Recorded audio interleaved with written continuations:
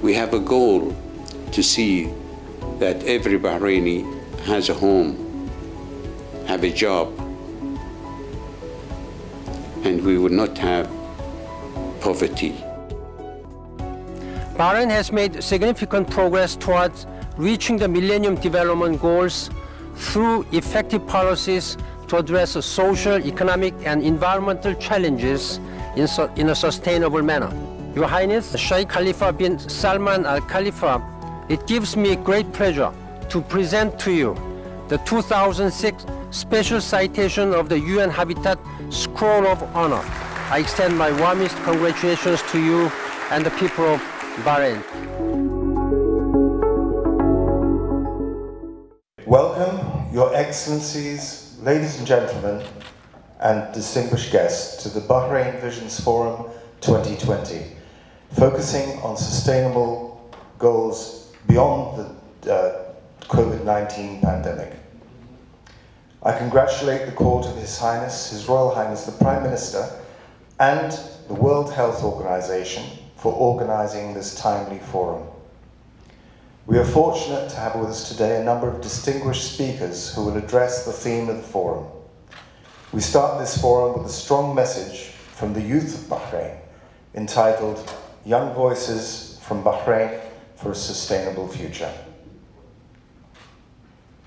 فلولا إذ جاءهم بأسنا تضرعوا ولكن قست قلوبهم وزين لهم الشيطان ما كانوا يعملون.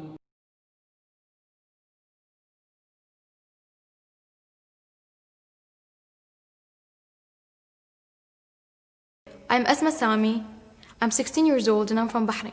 Coronavirus came as a disaster for all of us. It made our lives change. Schools went online, people are losing their jobs, and we can barely meet our loved ones.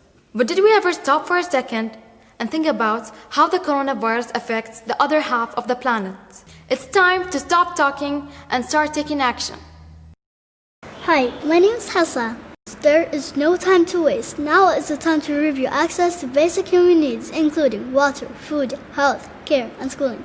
It is our future that is up for discussion, so we have the right to ask, are the Sustainable Development Goals still relevant, or can they be modified to meet the objectives of the 17 goals and 169 targets? I am Khalid Talal Al Khalifa. The pandemic has highlighted worldwide the failure of international cooperation by many governments. It has exposed neglect by many on these issues. Changes that reflect reality are definitely needed. Changes have to be realistic, relevant, and obtainable.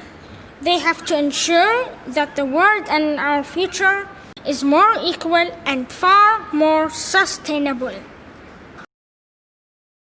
I'm Eric and she's Alice. COVID-19 will impact the way how we interact, consume, learn, work, even socialize and communicate. A global revised value of sustainable goals should be defined. The post-COVID-19 economic and social values may rest in future and cultural shift and in new mindsets. I am Rayana Mohammed Almir from planet Earth. Nearly 300,000 children under the age of 5 die every year from diseases caused by poor sanitation, poor hygiene, or unsafe drinking water. In today's world, we do have many effective tools to cause development, such as the Sustainable Development Goals. But why are there still so many people still struggling daily just to survive? Why essential needs to these people are nothing but a dream? My name is Mohammed Ibrahim. Extreme poverty was, even before the pandemic, already on the rise. It continued in many different places in the world. It is very dangerous, and if the leaders of the world do not stop procrastinating and avoiding the situation, it will be our children, our futures that will pay the price. My name is Ashila Atieno. During the pandemic, we have seen the heroic and selfish acts of the medical staff, but this has been contradicted by the world leaders. Why? I am Dania Maruf. During the pandemic lockdown, we did not lose contact with our friends. Still, many of us felt alone and isolated. We missed the fun of going to school and found that virtual education is challenging, impersonal, and full of distractions. But what about the kids around the school without a phone, a computer, and a tablet? How did they manage? Both of their right to equal access to education. That's why I still consider myself as one of the lucky ones. Hi, my name is Abdul Hamid. I'm 8 years old. During lockdown, many people have seen things they didn't see in the past because they finally opened their eyes and finally saw what life is like. They saw their families, they did a lot of things just because of lockdown. My name is Dalia, I'm 10 years old. When the virus is gone, we must not forget the environmental issues. We cannot push them aside. It will not be fair for other people and animals around the world to live properly. I want to ask the leaders to not destroy the world now so I can enjoy it in the future. My name is Abdul Bakr. We need to be extra careful with our environment, but clean tech is great. We need to make sure that it's thoroughly clean and not superficial. Electrically powered cars look environmentally friendly because they do not pollute the air. To make these batteries, we need lots of rare metals. Mining for those metals needs vast areas, and they are destroying their environment, and they are also displacing native people, which is against their human rights. Yes to electric cars, but they need to be really clean and back to their origin, not just clean on the road. The book says about deforestation that it's either direct or indirect. Forests do change through natural causes. Today, most changes are direct, brought by human activities. The indirect loss of forests are brought by humans not trying to stop one another from chopping down a tree or polluting the forests. Myself, I can't see the difference. The results are always the same. Smaller forests, less trees, and less space for wildlife. My name is Hamad Bukamal. I'm 17 years old. If you'll keep on cutting trees down, we would have no oxygen. The change has to start now, or else we would have no planet and all of us would go extinct. If governments fail to act, this never-ending cycle of destruction will never stop. Rainforests, our habitats, the sea is polluted. This has to stop. Hello, my name is Aiden. This is not a scene from Harry Potter. This is my home, which I share with this injured owl. Owls and thousands of other species are at risk of extinction. New technology usually results in species loss. We need a better balance between economic and environmental issues. The world needs to redefine sustainability. I'm Ella. We are told plastic made the modern world possible, but is now an environmental curse. We are surely to drown the planet and its future in it. Almost 8 billion tons of plastic makes its way to the ocean and affects wildlife and enters our food chain. So why are plastic productions increasing since 2000? Sustainable goals have to change to stop this problem developing further. My name is Sara Salah. The evidence is clear. The main problem is climate change. Burning fossil fuels, gas, and coal can release carbon dioxide into the air and causes the planet to heat up. Natural climate cycles have historically changed over the year, but the changes that we are seeing today happens on a scale and a speed that no one can explain. We all know that each problem has a solution, and this one we can all help by consuming electricity wisely, changing our dependence on fossil fuels, changing our diets from carbon-producing products, in favor of plant-based proteins like the ones found in grains, legumes, and nuts. This could make a huge difference. Countries with high rates of poverty are suffering. From this moment on, you have to stop watching us and start listening to us. Let's all unite together in order to save the earth. فلما نسوا ما ذكروا به فتحنا عليهم أبواب كل شيء حتى إذا فرحوا بما أوتوا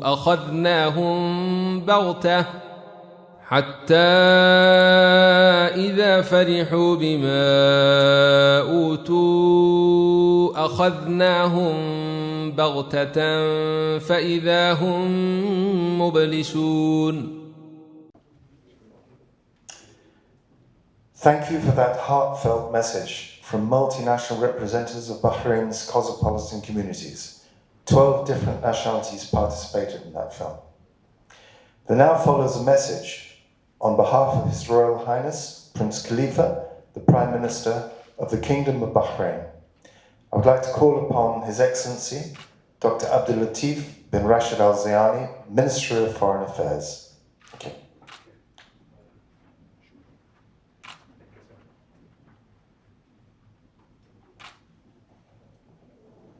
Assalamu alaikum wa rahmatullahi wa barakatuh. At the outset, I have the pleasure to convey to you the greetings of His Royal Highness Prince Khalifa bin Salman Al Khalifa, the Prime Minister of the Kingdom of Bahrain. His Royal Highness has given me the honor of reading his message to the Bahrain Visions Forum 2020.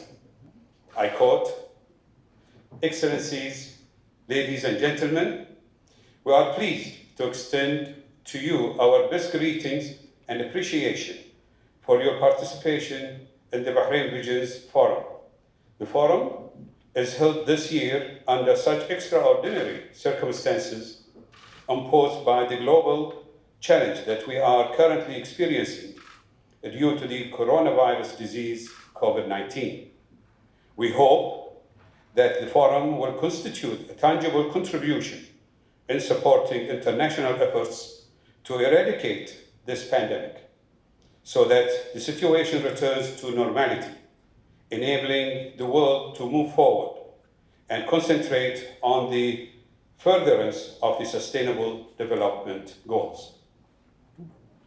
We would like to take this opportunity to express our sincere congratulations to His Excellency Mr. Antonio Guterres, Secretary General of the United Nations, and to all partners, officials, and workers in United Nations agencies and programs on the 75th anniversary of the founding of the United Nations.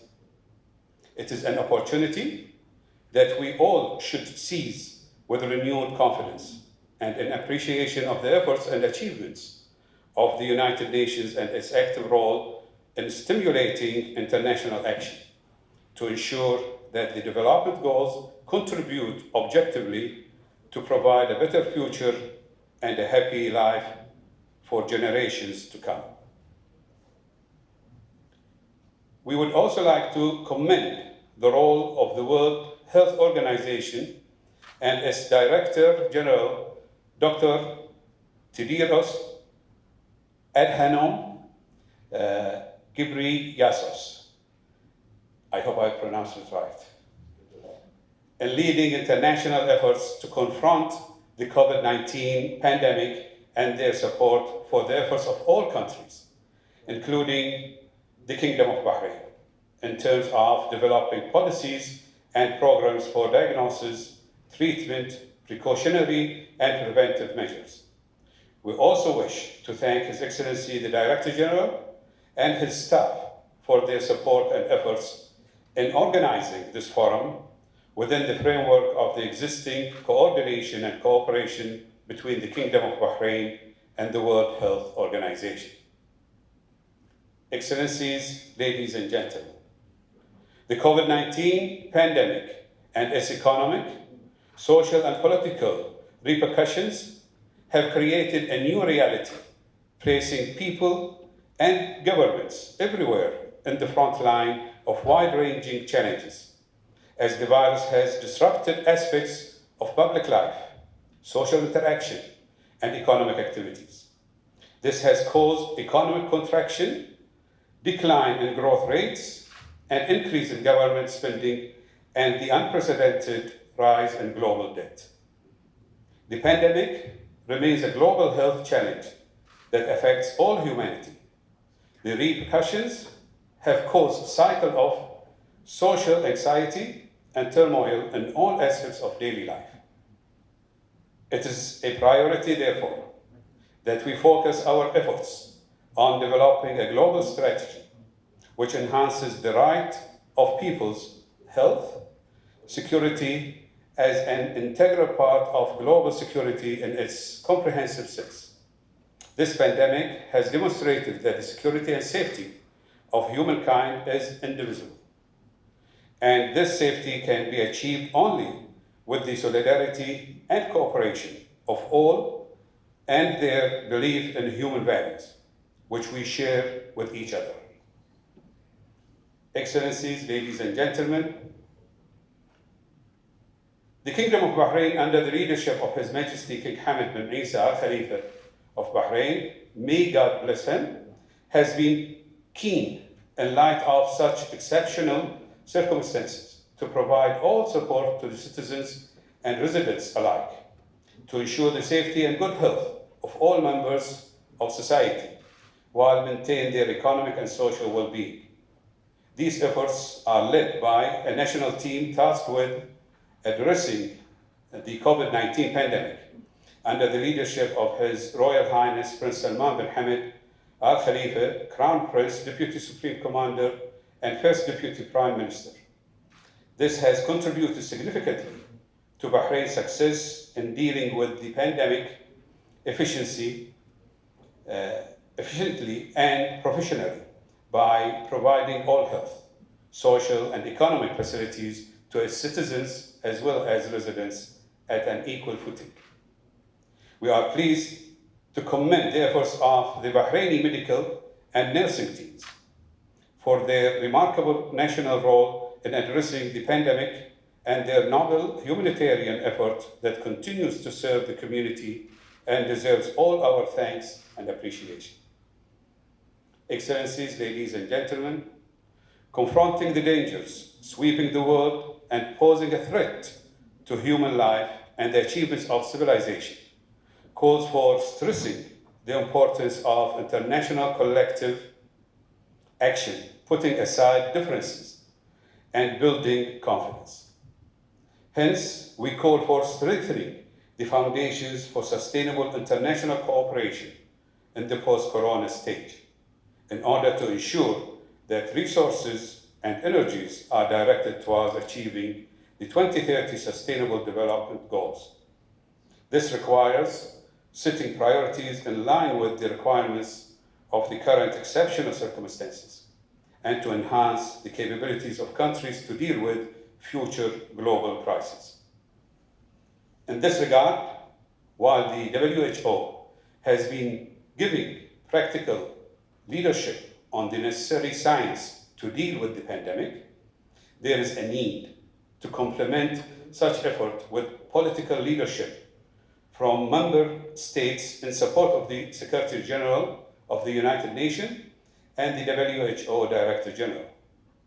We must not allow multilateralism to be rudderless on political preparedness to counter the impact of COVID-19 or any other pandemic. We therefore call for the establishment of an informal group of member states that could champion political action at the multilateral level. Principally, such a group could act as Friends of the Secretary General on the amelioration of the negative impact of COVID-19 on SDGs, ensuring the health and safety of societies and peoples needs to remain a high priority in the current era. It requires strengthening investment in health sectors, a matter that the United Nations and the World Health Organization are exerting tangible effort to achieve through their actions and strategic plans for the post-coronavirus phase. Excellencies, ladies and gentlemen, we hope that in meeting the challenges of this crisis, our actions will provide an opportunity to strengthen the mechanisms of coordination and integration between states and peoples, and build a better world based on principles of conscious and noble values. This calls for solidarity and joint action, one where taking the hand of the weak is the norm, to ensure that no one is left behind. In conclusion, we reiterate our thanks and appreciation to all participants in the Bahrain Regions Forum, wishing you all good luck and success in your efforts to support development and build a world dominated by stability, tranquility, virtuous values, rejection of hatred, and the spirit of a culture of coexistence and world peace. End of quote. Thank you.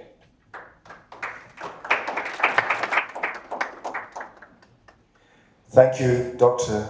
Abdulatif, for delivering this inspirational message from His Royal Highness the Prime Minister and his call for the international community to rise up to the challenge of COVID-19 pandemics and ensure that we all stay focused on the implementation of SDGs. Next, we invite the Director General of the World Health Organization, His Excellency Dr. Tedros Adhanom Ghebreyesus, who joins us live from Geneva. Thank you very much. Assalamu alaikum wa rahmatullahi wa barakatuh. Your Royal Highness Prince Khalifa bin Salman Al Khalifa, Prime Minister of the Kingdom of Bahrain, Your Excellency Dr. Abdul Latif bin Rashid Al Zayani, Minister of Foreign Affairs, Antonio Guterres, United Nations Secretary General, Excellencies, dear colleagues and friends. First of all, I would like to thank the Kingdom of Bahrain and His Royal Highness the Prime Minister for hosting this event and for his leadership during the pandemic. Thank you for bringing the UN community together every year and for your commitment to multilateralism. And Your Royal Highness, we support your proposal to create a Friends of the Secretary General on the amelioration of the negative impact of COVID-19 on the SDGs, which you have just announced, and we will do everything to support you. WHO is honored to co-host this very important and timely event. I would also like to use this opportunity to thank His Excellency Sheikh Hussam bin Isa Al Khalifa, the President of the Prime Minister's Court, for your partnership with WHO over the last several years. And my thanks also to Her Excellency Dr. Faika bin Said Al Saleh, Minister of Health of the Kingdom of Bahrain, for your leadership at home and abroad. You're all painfully aware of the profound ways in which the COVID-19 is affecting our present and our future. And I was listening to the video from the children, and the children have been saying it very loud and very, very clear. Thank you for preparing that video, which is so moved and touched actually by it. Beyond the suffering and death caused by the virus itself, the pandemic has caused severe disruptions to essential services for immunization, nutrition, non-communicable diseases, family planning, and more. The hard-won gains we have made in recent decades are at risk, and the impacts go far beyond health. Livelihoods have been lost, the global economy is in recession, and geopolitical divisions have been deepened. It has never been clearer that health is a political and economic choice. The pandemic has highlighted and exploited the inequalities within and between countries. The rich can afford to stay home and stay safe, while the poor must go out to work to feed their families. The rich can clean their hands. Many poor people lack clean water. The rich have access to life-saving healthcare, while the poor do not. Unfortunately, this is not a new story. Every day, millions of people are exposed to sickness or poverty simply because of the conditions in which they live and work, or because the health services they need are not available, or because they can't afford to use them. That's why universal health coverage is WHO's top priority. We're working for a world in which all people can access the health services they need without facing financial hardship. And Bahrain is a very good example and is a model in this respect. But the challenge of equitable access to care is not just one for the future. It's one that we must address now in many countries. We cannot accept a world in which the rich have access to vaccines, diagnostics, and therapeutics, while the poor miss out. Through the Access to COVID-19 Tools Accelerator and the COVAX facility, we're working to ensure that doesn't happen. 67 high-income economies have formally joined the COVAX facility, and another 34 are expected to sign, joining 92 lower-income countries who are eligible for financial support through Gavi. Yesterday, we also announced a new agreement that ensures low and middle-income countries access to new rapid antigen-based tests. And we have also secured courses of dexamethasone, the only medicine shown to reduce the risk of death so far, for up to 4.5 million patients in lower-income countries. Excellencies, dear colleagues, and friends, there is no question that the COVID-19 pandemic is a serious setback to our collective efforts to achieve the Sustainable Development Goals. But we cannot allow it to become an excuse for failing to deliver on our commitments. Quite the opposite. The pandemic has demonstrated why the SDGs are so important and why we must pursue them with renewed focus and determination. As countries recover and seek to build back better, there are three goals I believe they should focus on. First, greater investment and leadership is needed for health system strengthening and health security. We cannot return to the old cycle of panic and neglect. Second, it's critical to strengthen not only national, but also subnational investments in primary health care, public health services, and outbreak surveillance and response. And finally, building back better means building back greener. The pandemic has highlighted the intimate links between humans and the planet on which we depend. The children said it very well, by the way, in the video which I just saw. WHO recently published our manifesto for a healthy and green recovery, with policy prescriptions for natural resource protection, smart water and sanitation investments, renewable energy, healthy food systems, and livable cities. Last century, the horrors of 2 world wars gave birth to the realization that international cooperation is preferable to international conflict. Perhaps no crisis since the Second World War has shown more clearly why the United Nations is needed. And that's why there is a strong support from Bahrain and from His Royal Highness and from the whole government. My hope is that the defining crisis of our age will likewise remind all people that the best way forward, the only way forward, is together. And that's why from WHO we always say, and we have been saying, solidarity, solidarity, solidarity. That's the answer. Thank you so much again for co-hosting. This has been a great privilege and honor for WHO. Thank you. Shukran jazilan, Bahrain. Shukran jazilan. Thank you, Dr. Tedros. We wish to commend you for your efforts and those of the WHO in leading international efforts to combat this terrible pandemic. Now we present a message from His Excellency, Mr. Antonio Guterres, who is Secretary General of the United Nations. It is a pleasure to greet the Bahrain Visions Forum. I thank you for your focus on the COVID-19 pandemic and the Sustainable Development Goals. The virus is a major setback to our common efforts. Poverty is rising for the first time in 30 years, The world has lost the equivalent of 500 million jobs. And women have suffered disproportionately. They are the main workers in the most affected sectors. They have taken on extra burdens of care. And they are suffering an associated epidemic of violence as lockdowns trap many at home with their abusers. The United Nations continues to push for a massive rescue package for the world's most vulnerable people and countries, a vaccine that is affordable and available to all, and a global ceasefire to focus on our common enemy, the virus. We must also address the inequalities and fragilities exposed by the pandemic. Recovery is an opportunity to reimagine the future, a future rooted in peace, sustainable development, and human rights. We can only get there together. I thank you for pointing the way forward through the Sustainable Development Goals. Thank you. Thank you, Mr. Secretary General, for this pertinent message.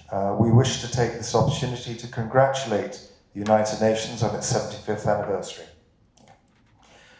We're now going to be joined live by Dr. Denis Mukwege, who is the Nobel Peace Laureate from 2018, born in Bukavu, in the Democratic Republic of Congo. In 1999, he co-founded and now runs the Panzi Hospital in Bukavu, which treats at least 10 victims of sexual violence every single day. He describes rape in the region as a weapon of war, which has destroyed communities. Although he has been the target of attempted murder, he is still very much active. Excellencies, honorables, Mesdames et Messieurs, ladies and gentlemen, en vos titres et qualités respectifs, in your respective titles and capacities, permettez-moi, let me first of all thank His Royal Highness Prime Minister Khalifa bin Khalifa et le directeur and the World Health Organization Director Dr. Tedros Adhanom Ghebreyesus for inviting me to this important forum to the Sustainable Development Goals after the COVID-19 pandemic. Allow me to also recognize the work of the World Health Organization under the leadership of Dr. Tedros.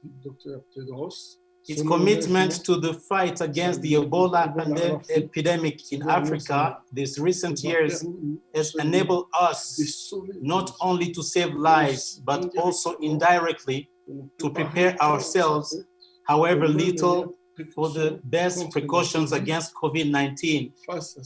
Faced with this new challenge, we remain confident in its ability, our ability together to overcome the trials that shake us.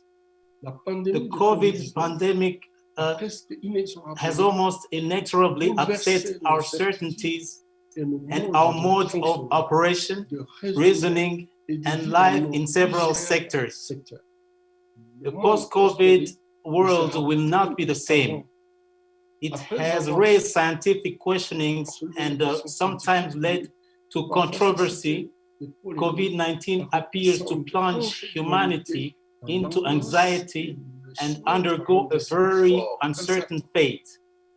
It has put our social life under test, bring the global economy on its knees, and denied the strongest provisions of our top experts. And beyond all, this pandemic brutally snatched from our affection hundreds of thousands of lives of loved ones, indiscriminately striking the victims, whatever their social background.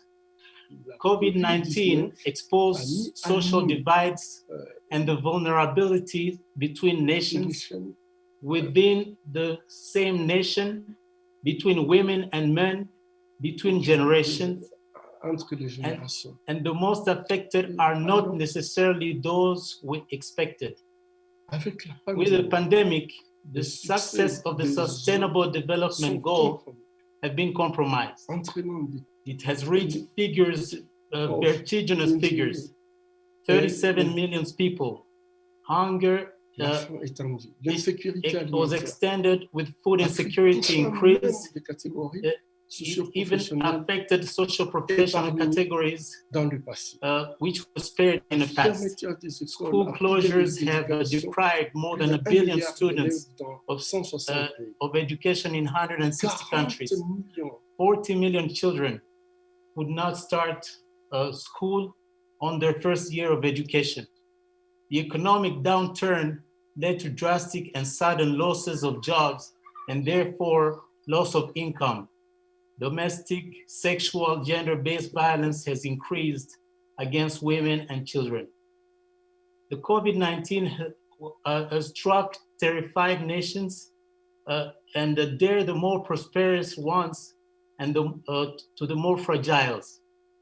By questioning our most established convictions, it invites us to humility and questioning. Unilateralism should give way to multilateralism to face the challenges that threaten us all. We are at a great turning point in our history, as at the end of the Second World War, which had given birth to a new world order, a bipolar one. The horrors of this war, the War of 45, has prompted humanity to create the United Nations in order to preserve world peace and collective security for the long term. However, over the years, the United Nations has realized that peace requires the Sustainable Development Goals for all nations. Therefore, in September 2015, the General Assembly of the United Nations decided to adopt the SDG to face the great challenges of our time by 2030. Achieving these 17 Sustainable Development Goals should help consolidate world peace and collective security by addressing major new global challenges. The SDGs are both a global call and a collective commitment to act to eradicate poverty and hunger, to promote sustainable agriculture, promote equality, education for all, protect the planet from climate change, and ensure that all human beings live in peace and prosperity. Sustainable Development Goal is based on 3 pillars: environmental, social, and economic, aimed at meeting the needs of present generations without compromising the ability of future generations to meet theirs. The COVID-19, most states admitted that there was progress on the SDGs and it was visible and positive, but there remain some limits to its achievement, especially unequally distributed between nations. It is unequally distributed between social categories within a nation and between social circles. Palpable progress in the field of public health, maternal and child health care, especially with the eradication of polio in Africa, a higher rate of vaccination, etc. Some have been accomplished.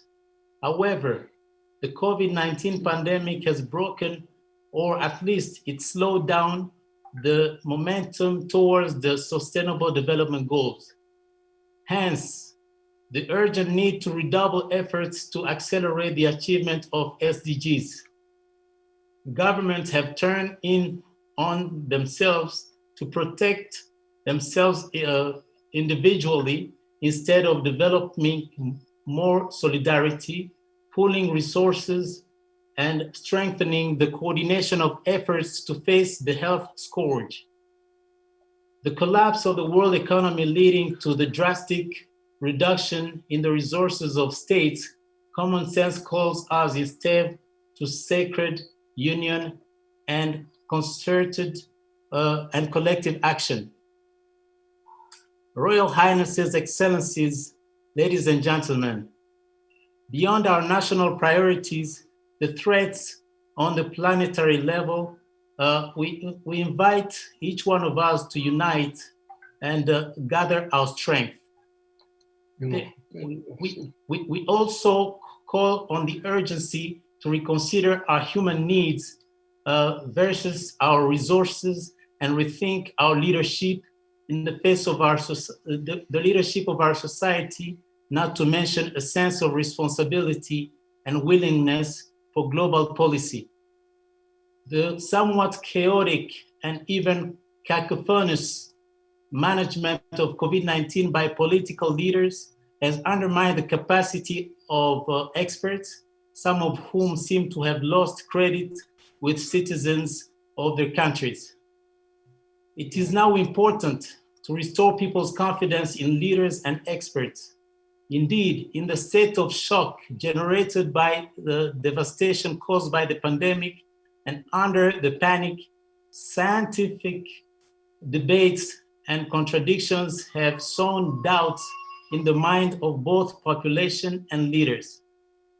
This has opened a wide door to the theories of plot, which unfortunately also spread like the virus and disturbed the social order. In this regard, we have had the experience of the Ebola virus, which the medical professionals had to fight, as well as to save lives, as to try to convince the population of its own health and preventive needs. At the Panzi Hospital where I work, facing the pandemic of the COVID-19, we experienced bitterly the refusal of patients to come to the hospital. Some only resolved to come to us to get treatment when the gravity of their situation has become untenable at home. They were then rushed to the hospital, but unfortunately too late for them to be adequately taken care of. They just come to die within the few hours after admission. The conspiracy theories now mobilized to reject any vaccine against COVID-19. They are so deeply rooted in the minds of our scientists and the politicians that it takes a long and hard struggle before they can be overcome. Social media is not making this war easy for experts and social actors. They convey a new vision of the world, that of revolt against all authority, even that which gives its life to relieve the suffering of the other. Raises question about authenticity and interest to bring assistance to the other. The following, the aftermath of COVID-19 should take into account this need, recover and master information, channel and reassure the population without plunging into censorship. Nations will need to restore confidence in their directions, opinions, and decisions. And to achieve this will require not only a strong political will, but also and above all, unquestionable honesty. A return to practical and convincing humanism is imperative for all of us. Human promising also to take into account future generations.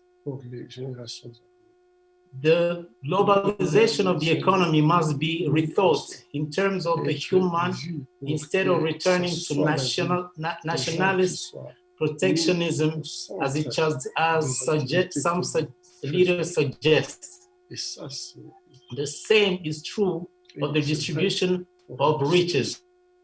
Become more equitable and to be reconsidered to avoid disaster with global consequences which will be immeasurable. This virus brutally reminds us of equality in the face of disease and death, that with ignore national borders and the military and economic power of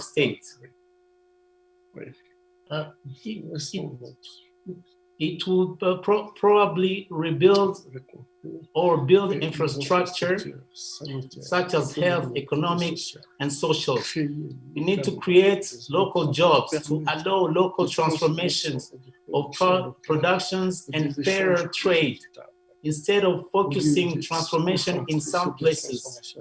Even find yourself helpless in crises like this.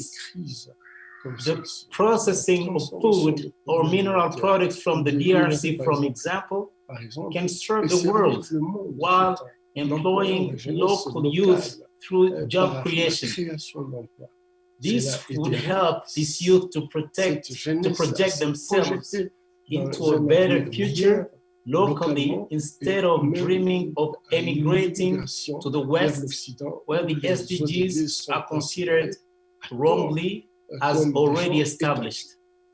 Royal Highness, Excellencies, ladies and gentlemen, COVID-19 should be considered as a call, but also an occasion to transform our world and improve globalization. While our world seemed already open thanks to globalization, the COVID-19 threatens to close it. We need more solidarity, more cooperation and collaboration, more openness and complementarity, more sharing and fairness. We will certainly accuse a delay relative to the objectives of Sustainable Development Plan on the horizon of 2030, but these objectives are still valid and within our reach. We are still capable of bringing global energies back to serving our common humanity in an equitable manner and with a new vision, that of restoring a real global balance. We played in the past evil seriously, and together we overcame evils and we have survived. That is how beyond this pandemic, I trust that the world will report and leave a good root with an energy renewed for the preservation of life and human dignity, restoration of peace and prosperity for all through sustainable development. Policymakers have the responsibility to ensure a better fate for each citizen of the world, who should both play his part. Citizens need responsible and visionary leadership to lead them to the achievement of the SDGs.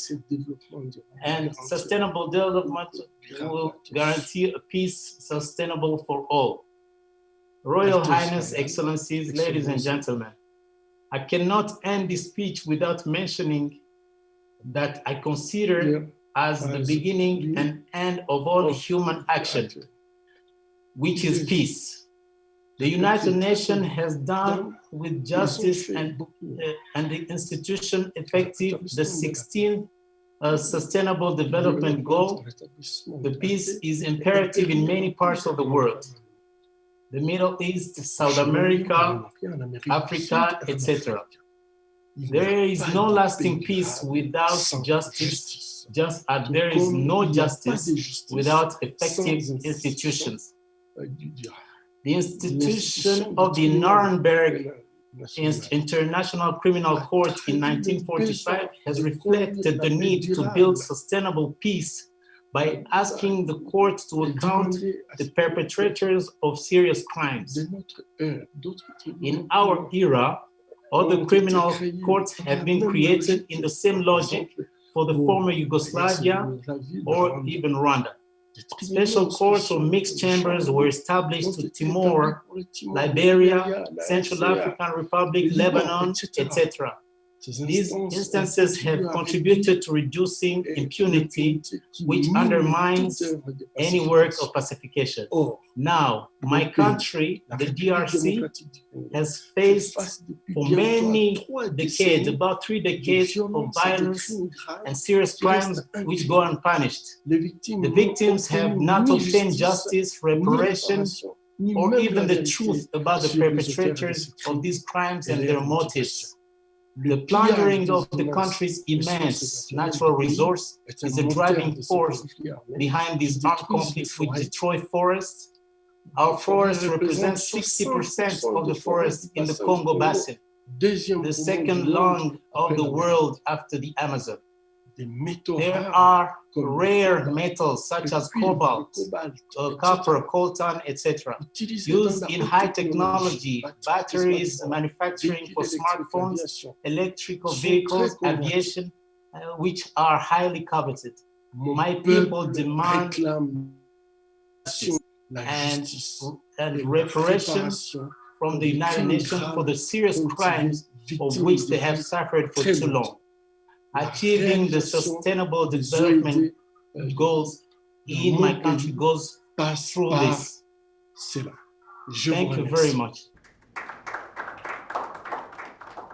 Thank you for sharing that message, Dr. Muwege. Your courage and fortitude is indeed an inspiration to all of us. We wish you all the best in the continuation of your noble humanitarian mission. We now welcome His Excellency Dr. Sheikh Abdullah bin Ahmed Al Khalifa, who is Under Secretary for the International Affairs at the Ministry of Foreign Affairs in the Kingdom of Bahrain, and he's also Chairman of the Board of Directors of the Bahrain Center for Strategic International Energy Studies, a pioneering research center in the region. Thank you, Doctor.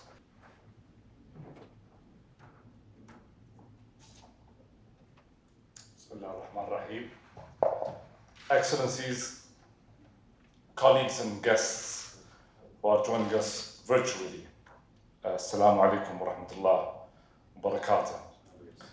I would like to thank the Court of His Royal Highness, the Prime Minister, for inviting me to speak before this forum. And my presentation today would be twofold. First, I'll speak about the partnership between the Kingdom of Bahrain and the United Nations. And secondly, I'll speak about some of the highlights of the partnership between Bahrain and the United Nations, and particularly the United Nations Development Programme, on the socio-economic impact of COVID-19. First, it's important to highlight that the relationship between the Kingdom of Bahrain and the United Nations has started even before Bahrain becoming a member of the United Nations.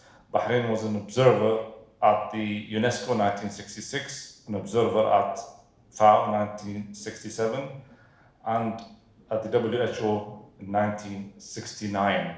So that was just 2 years before Bahrain joining the United Nations as a member of the international organization. Bahrain enjoys a deep-rooted relationship with the United Nations. Bahrain hosts 5 resident offices. It hosts 3 regional offices, including the UNEP, the WMO, and the UNEC. There are 9 non-resident offices as part of the UN country team, and Bahrain also hosts the UNESCO Arab Regional Center for World Heritage in Manama. Throughout those years, there were a number of issues that we had to deal with on a national level. There were obviously some challenges.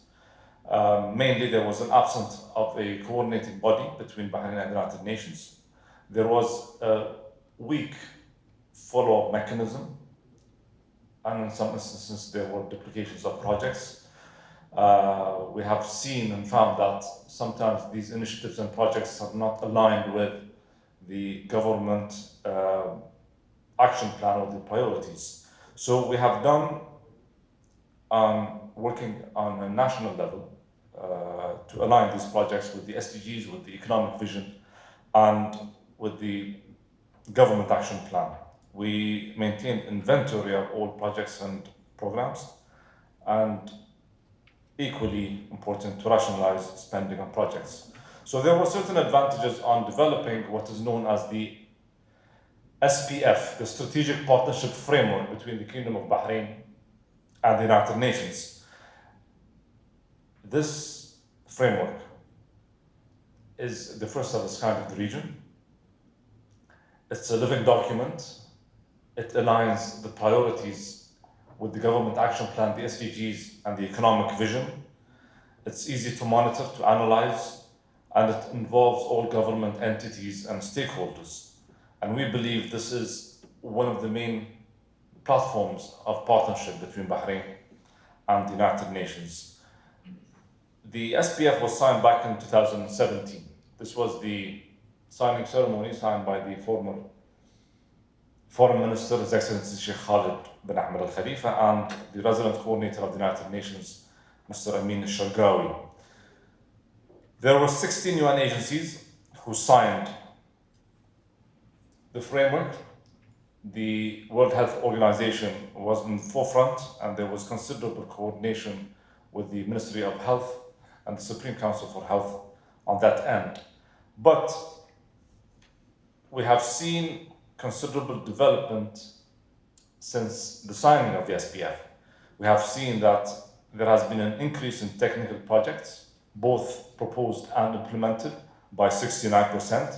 We have seen an increase in UN visits to Bahrain by 78%. We have seen an increase in joint meetings and events with UN agencies by 62%.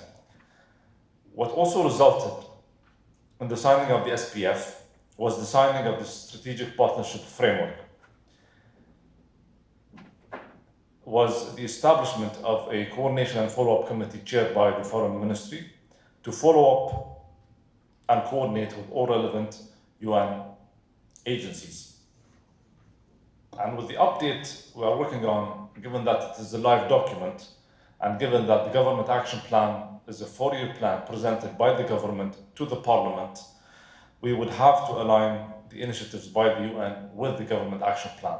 So this, in addition to implementing the United Nations General Assembly Resolution 72/279, relevant to the restructuring of the operations of UN offices, we have made sure that everything we will do on a national level with the UN is in line with relevant UN resolutions. We have also seen greater interest by UN agencies to join the framework. So we are in the process now of also including them in the framework. So this is just a highlight on where are we with the partnership with the United Nations and where we are heading. But how did this partnership reflect on Bahrain's approach to combating COVID-19? It is very important for us initially to look how is Bahrain doing in combating the pandemic. These are statistics that has been published by the WHO.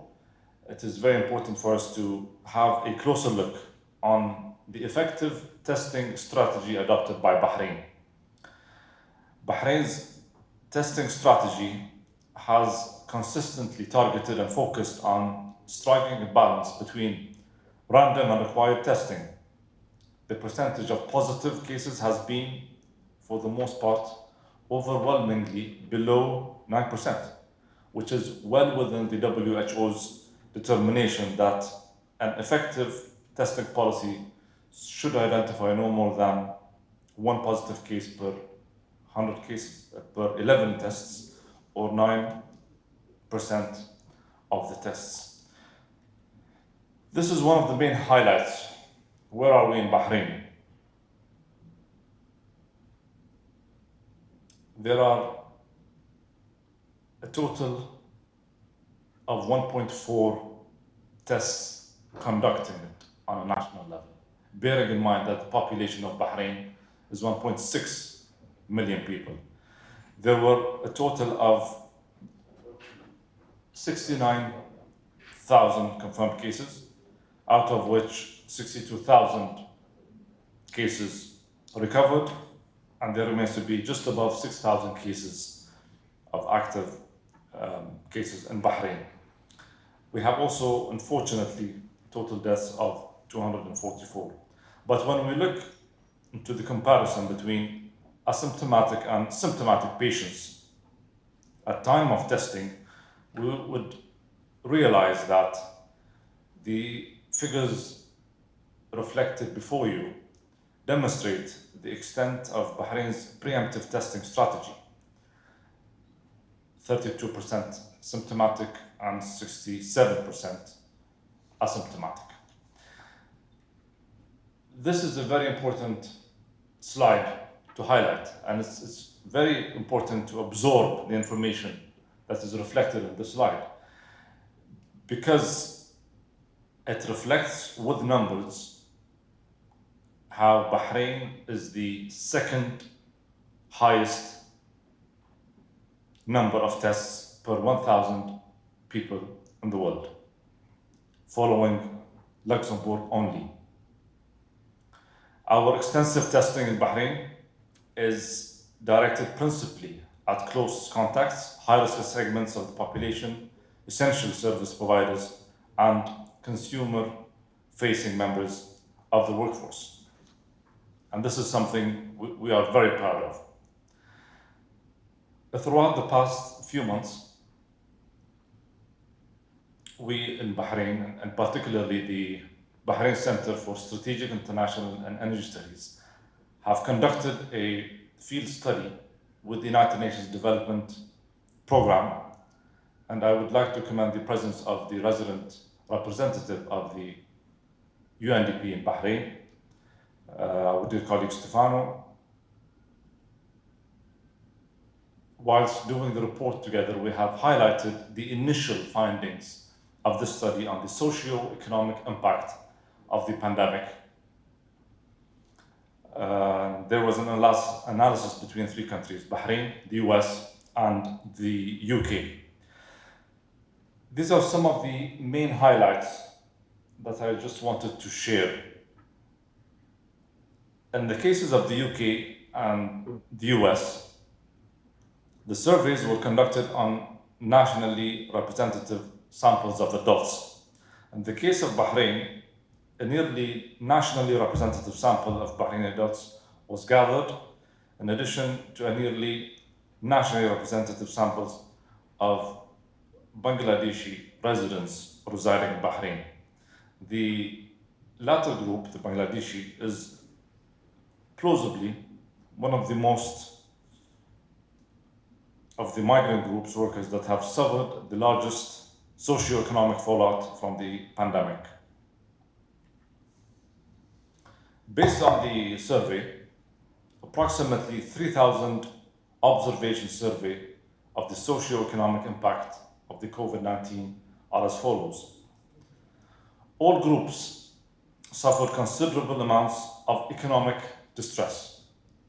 However, the economic distress that was suffered by Bahrainis in Bahrain was considerably less than that of the populations of the UK and the US. Second, the allocation of time to non-work tasks was affected considerably. Third, the data revealed that heterogeneity and the kinds of support were deemed most desirable. Bahrainis in Bahrain saw that the job market training and loan deferrals as the most attractive. We have also found that whilst breaking down the data by demographic group and the educational level, which revealed some variation in many of the areas covered by the study, it is worth highlighting the following. We have found that the Bahraini youth have gained primary and secondary job, whereas other groups in Bahrain and other countries lost them. In Bahrain, in terms of economic impact, Bahraini women generally fared better than Bahraini men, whereas in the UK and the US, the reverse was true. In general, we have found that people with lower education levels faced greater difficulty in dealing with the pandemic than people with higher education. And in all groups, we have found that the allocation were quite sensitive to gender and to age group, with non-youth women allocations significantly more than the other male counterparts to assisting children and the elderly. We have also found that women have tended to express a greater desire for psychological support than did men, whereas men exhibited a greater preferences for economic support. So the data that was gathered affirms the importance of systematic data gathering in informing policy and in laying a foundation for subsequent research. The research team with the United Nations Development Programme is planning on a follow-up work with the Bangladeshi community in Bahrain to get a better understanding of the challenges that they have faced. And we will also conduct a study of how Bahrainis have been dealing with these economic and social challenges. I would like to end by applauding the support Bahrain has received from the WHO and the supportive words that were said by His Excellency Mr. Tedros, Director General of the WHO, has been quite encouraging from the very beginning. The close collaboration between the WHO, the Supreme Council for Health, and the Ministry of Health in Bahrain is something that is very much appreciated by the people of Bahrain, and we realize the great challenges that the world is facing, and we hope that by this enduring partnership with the United Nations, we will be better able to face these challenges. Thank you very much for this opportunity.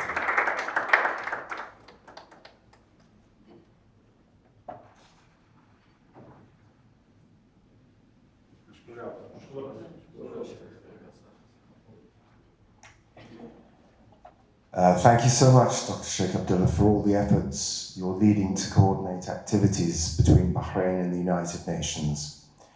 We now move on to statements made by eminent contributors to the forum, beginning with a video statement by Her Excellency Ms. Audrey Azoulay, who's the Director General of UNESCO. Excellencies, ladies and gentlemen, dear friends, I am delighted to be with you for this forum, which is taking place at such a unique and symbolic time, the 75th General Assembly of the United Nations.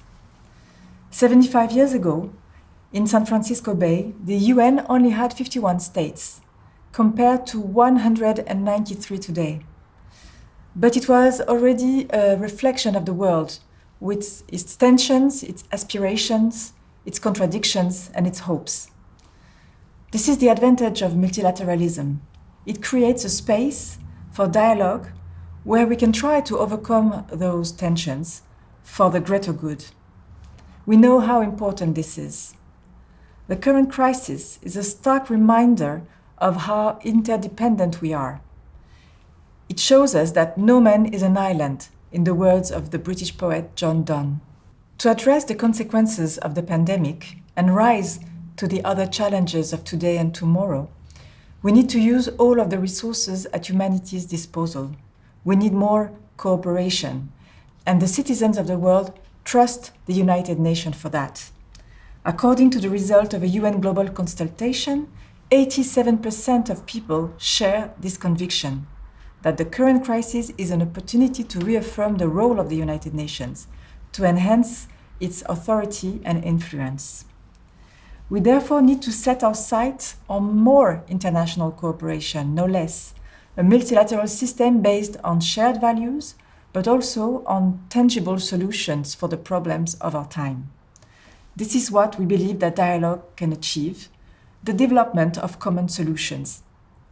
At UNESCO, this has been our ambition since the start of the COVID-19 crisis. We took action in all of the fields covered by our mandate to support individuals and states through international cooperation. Last March, for instance, we launched a global education coalition, which now has 150 partners working in 70 countries because this crisis is also a catastrophe for education. In April, 90% of the global student population was unable to attend school or university. We therefore had to take urgent action to invent concrete ways of ensuring the continuity of learning.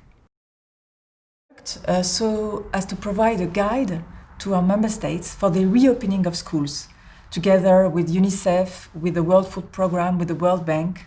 We've also published very specific health recommendations for schools with the World Health Organization, which I thank for its support.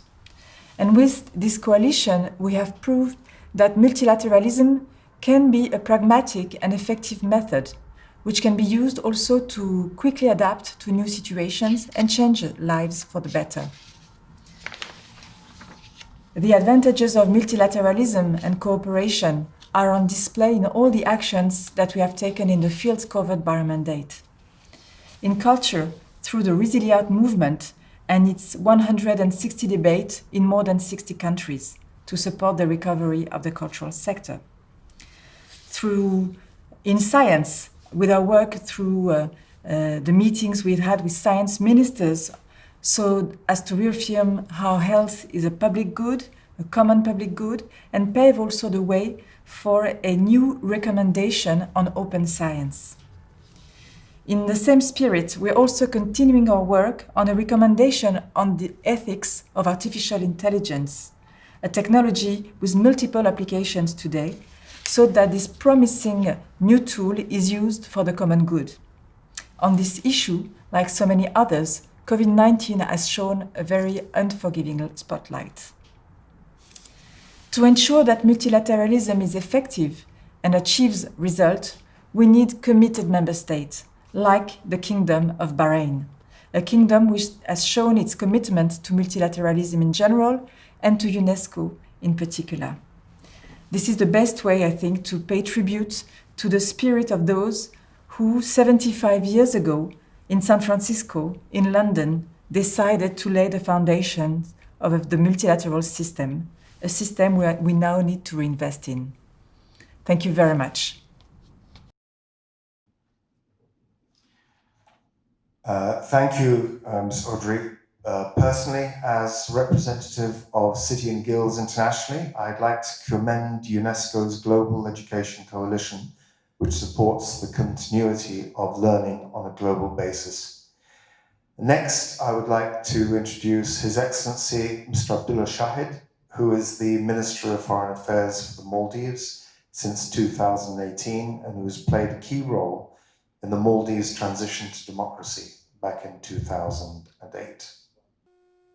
Bismillah ar-Rahman ar-Rahim.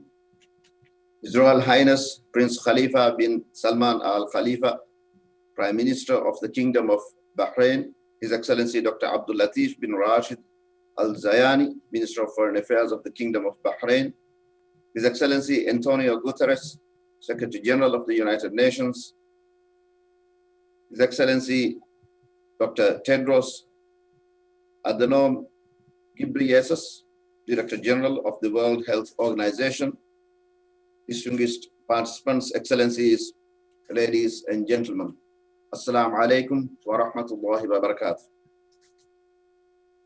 I commend His Royal Highness Prince Khalifa bin Salman Al Khalifa, Prime Minister of the Kingdom of Bahrain, and the World Health Organization for ensuring that this important event takes place this year in the midst of COVID-19 pandemic.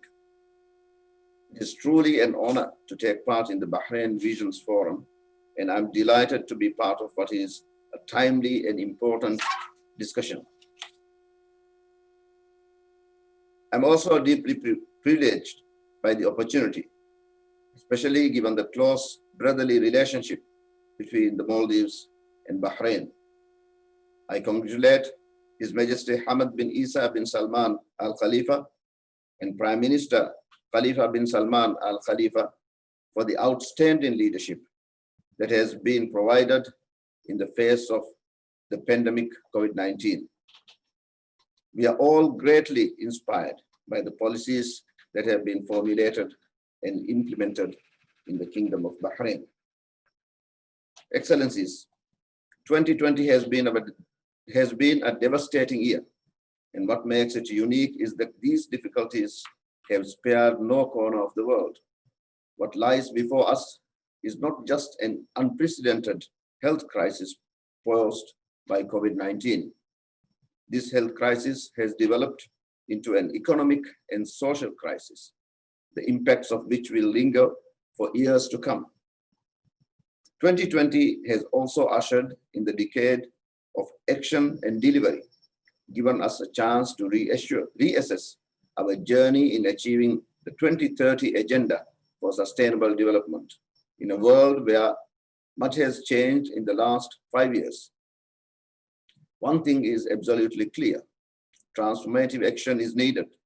This is why the Bahrain Visions Forum comes at the most opportune time. It is clear that we must continue to work together in addressing the challenges in achieving the SDGs and ensure that no one and no country is left behind. COVID-19 has also shown that no country, big or small, rich or poor, can face the crisis alone. We have been fortunate that our friends in the international community have helped us in our journey so far. Despite the urgency of COVID-19 response, we must not lose sight of our medium and long-term development goals. The realization of these goals is vital to ensuring we build back better, greener, and stronger. Excellencies, the Maldives has long placed great importance on SDG 13 and has been a champion of addressing the issue of climate change. It is clear that climate change and sustainable development are undeniably linked. It has left us with a narrow window of opportunity to reverse its negative effects. The impacts of climate change are here with us today.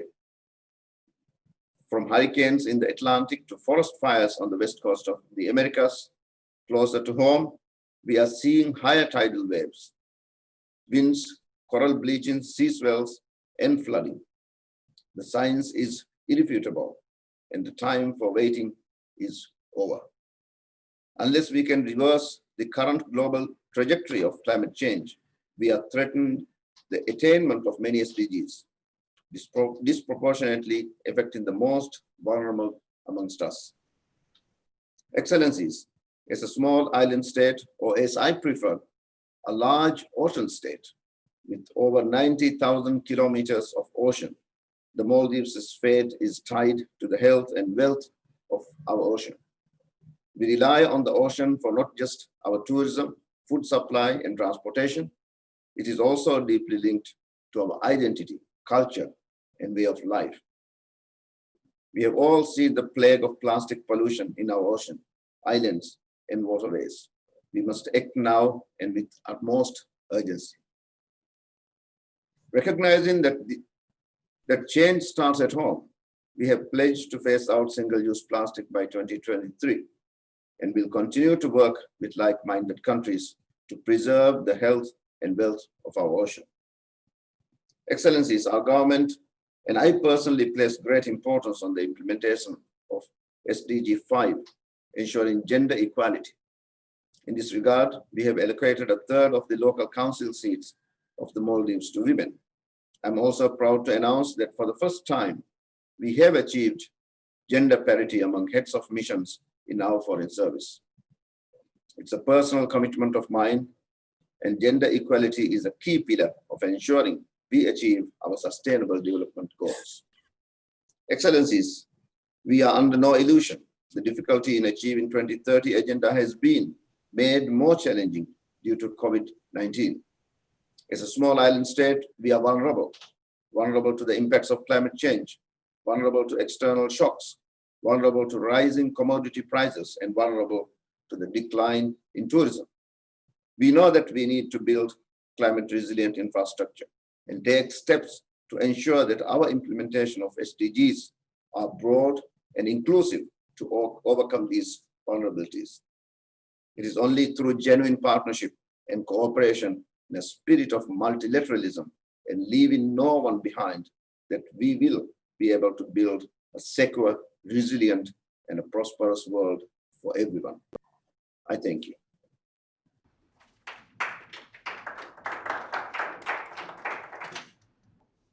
Thank you, Your Excellency, for sharing with us the perspectives of the Maldives in addressing the challenge of COVID-19 and its impact on SDGs.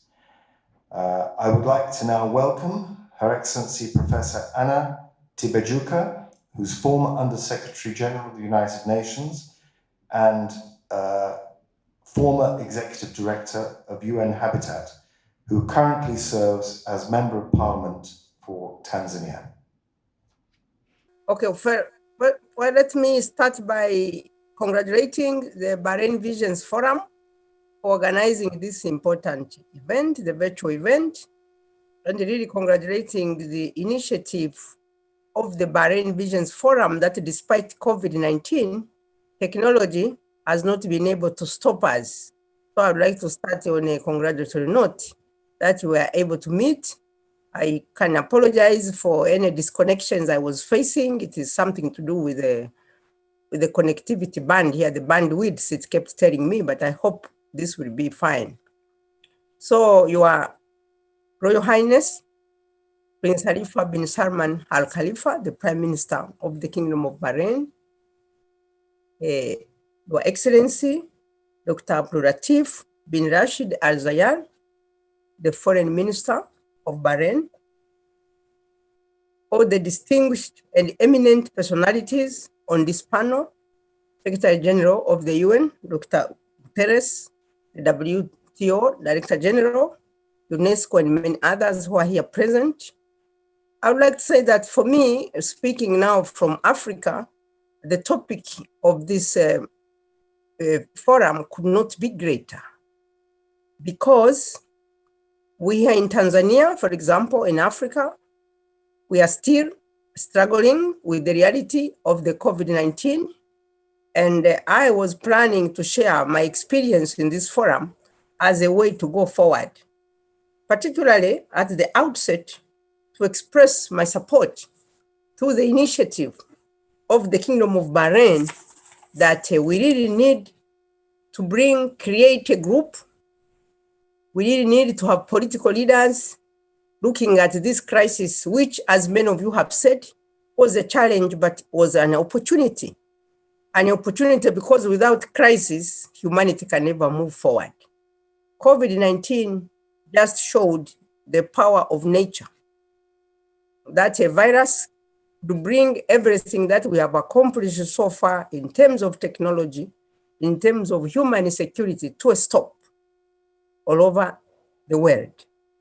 It means it reminded us, I think there's nothing since the United Nations was founded 75 years ago. There is nothing that has shown the interconnectivity of the world like COVID-19. This was a humbling experience for the mighty, but also it was a wake-up call for those of us who are still struggling with the development. Here in Tanzania, to be honest with you, and I was so happy to see that the WHO Director General was sharing in this, is participating in this forum. Because here, we started with the fear. This is about human security. That what did you do? If the Western world, the way we know it, the advanced countries, if they have been brought to their knees, they are looking down their economies, what are we going to do here when the pandemic finally hits hard the way it was hitting other countries? So I would like to share my personal experience in this matter. I decided as a member of parliament to encourage my own government that we must now have a survival strategy, because there is no way in which we are going to be able to respond in a traditional way, like in terms of hospital facilities, in terms of ventilators and things like that. So I remember, and I could see Dr. Mukwege participating in this forum also, and I must admit that I admire the work he has been doing in Bukavu. I am myself, Dr. Mukwege, not far away from you because I am in Bukoba, just on the other side of Lake Tanganyika in Tanzania, while you are on the other side of Lake Tanganyika in the Congo. We had to go to the traditional methods of immunity strengthening. And that's where the Friends of the Secretary General initiative has been proposed by His Royal Highness, the Prime Minister of Bahrain. It needs to be strengthened. because here in Africa, in terms of the, I have to congratulate Bahrain for the successes you have made in terms of testing. Here, to be honest with you, we simply didn't have the capacity to test. We tried, but we could just go so far. So the idea was now to enhance herd immunity or community immunity and using mostly traditional methods. And by the grace of God, I must say that we cannot claim to have seen the worst, but at least in terms of fear, in terms of preparedness, we have made some progress. So when we say SDGs and COVID-19, I think it requires all knowledge, including indigenous knowledge, to be brought to bear on this project. And I think the Tanzanian experience, where lockdown here was not possible simply because the government was not in a position to provide the support that you need to give to the people who are under lockdown. So the social safety nets were not in place. And the government correctly decided that lockdowns were simply not an option because we didn't have the wherewithal to do lockdowns. But having said that, we went into a grand national level traditional medicine drive to boost people's immunity. Because we know in Africa, in the traditional Africa before colonial intrusion, we know that when you have pandemics like this, the idea was to quickly build the resilience of the community. I remember my grandmother telling me how they used to treat measles before we got vaccines. So if a child in a village got the measles, all the children were brought. Of course, a number would perish, but finally the immunity would be there and the number would survive. So my contribution to this forum, I would like to say that this is a great initiative. That where do we go from here? How do we commemorate the 75th anniversary of the United Nations? As said before, the UN founded on two principles: peace, prosperity, to get rid of freedom from want and freedom from fear. COVID-19 created so much fear that it caused panic. And of course, fear itself can also be dangerous to people's health. So I would like to say that having an informal member state coalition around the notion of the Friends of the Secretary General for the amelioration of the COVID-19 pandemic and the SDGs would be something that we should really support. Much remains to be done. And also to support the poorer countries like the one Tanzania, the least developed countries of the world. Now, even if we shouldn't think that the pandemic is over. I am already seeing bulletins of the resurgence of the pandemic, for example, in some countries. So those of us who simply lost the count of the number, those who died and those who survived, we lost the count. But maybe we would need some scientific documentation of the levels of immunity now, for example, in community immunity in the society, because this remains undocumented. And here we would like a political action, international support, WHO, UNESCO, and many others. I can also give the example of schools. The schools, of course, had to close down. But the private schools were on the verge of collapse because there was no way you were going to pay salaries of private school teachers outside the government system. So what happened? Under that pressure, finally the schools were opened. But by the grace of God, so far, it looks like we have avoided the worst. So let me conclude by congratulating the Kingdom of Bahrain for this forum, congratulating Sheikh Hussam and the Prime Minister's court there in Bahrain for making sure that the Visions Forum continues. We couldn't meet in New York as we did last year, but look, we are meeting now virtually. And for the Honorable Minister for Maldives, I would like to say that I last visited your country during the tsunami crisis. So I had come there for, in a different crisis context, I had come there for a reconstruction that we were doing with the help of the Chinese government. So I was very happy to share this forum with Maldives. And I know that COVID-19 was a crisis, but so was the tsunami which swept across the islands of the Maldives. But you guys, you are resilient. So I really commend you. And I think that we have a lot to learn from you. So on this note, mine are just brief remarks. I think going forward, how do we keep the candle burning? How do we deliver the SDGs? How do we share international experiences? Thank you for your attention.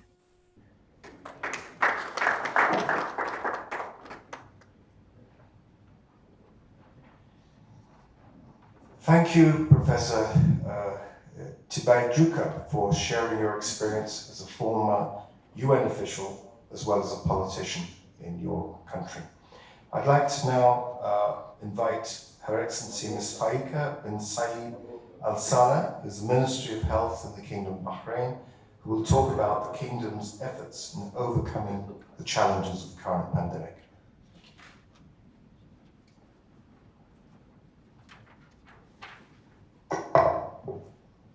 Bismillah ar-Rahman ar-Rahim. Your Excellencies, ladies and gentlemen, it's my honor and pleasure to be here with you in Bahrain Vision Forum 2020 under the title Sustainable Development Goals Beyond COVID-19 Pandemic, and to have the opportunity to speak about the vital and important role that the Ministry of Health in the Kingdom and Bahrain has committed to in order to preserve all the gains that have been achieved for the sake of reaching the health-related 2030 Sustainable Development Goals. It is without a doubt a new world that we are living in after this pandemic, as this virus has forced all countries all over the world to recognize many priorities in their various systems, whether health, educational, economic, etc., in order to prepare for and respond to COVID-19 and limit the post-pandemic repercussions. Until the end of 2019, progress continued in many areas of health at the global level to achieve the third goal of SDGs, ensuring healthy lives and promote well-being for all at all ages. However, COVID-19 threatened the progress made, which is what the Kingdom of Bahrain's government avoided in advance by taking a number of measures and visions that were crystallized by the national team to address the COVID-19 pandemic, led by His Royal Highness Prince Salman bin Hamad Al Khalifa, the Crown Prince, Deputy Supreme Commander, and First Deputy Prime Minister. Since the beginning of the pandemic, we have been keen to deal with its negatives and repercussions on the third goal of the SDGs by providing all means of support and resources necessary to ensure the continuity of providing healthcare services and not being affected by the national response to the health emergency associated with the COVID-19. It is evident by maintaining high rates of routine immunization coverage exceeding 95%, in addition to preserving vaccine-related resources. Moreover, the maternal mortality rate is still at low rates, surpassing the target set to be reached in 2030 globally.